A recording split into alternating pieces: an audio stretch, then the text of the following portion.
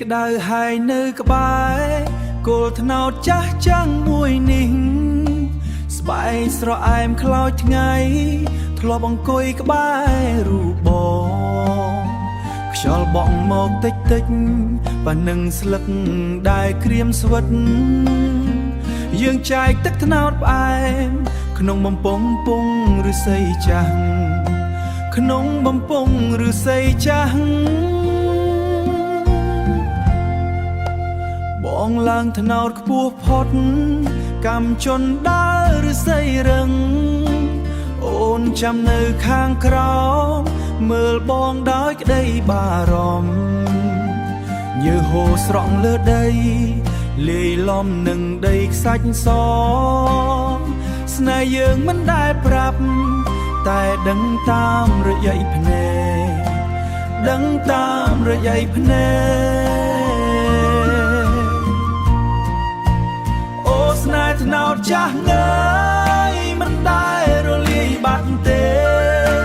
គ្រាន់តែក្រៀមដូចស្លឹកហើរតាមខ្យល់ទៅឆ្ងាយហើរតាមខ្យល់ទៅឆ្ងាយអីលើកម្មចិនដើបាក់បែកអងទៅតាមកាលកម្មបិទថ្នោតរបស់បងស៊ីច្រែរះអងទៅហើយអូនចាក់ចេញបាត់ទៅតាមឡានដឹកទុំនិញធំទុកឲ្យបងម្នាក់ឯងមើលថ្ងៃលិចលើវាលស្រែ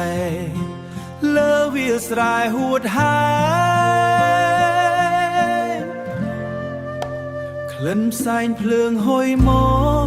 ពីភូមិដែលនៅឆ្ងាយដាច់បងដកដង្ហើមធំចងចាំរឿងកាលពីមុនគ្មានពាក្យសន្យាអ្វីគ្រាន់តែអនុស្សាវរីយ៍នៅជាប់នឹងដើមថ្នោតដែលឈរយ៉ាងឯកាឈរយ៉ាងឯកាខ្យល់បក់មកម្ដងទៀតស្លឹកថ្នោតបន្លឺសំឡេងដូចជាសំឡេងអូនដូចជាសំឡេង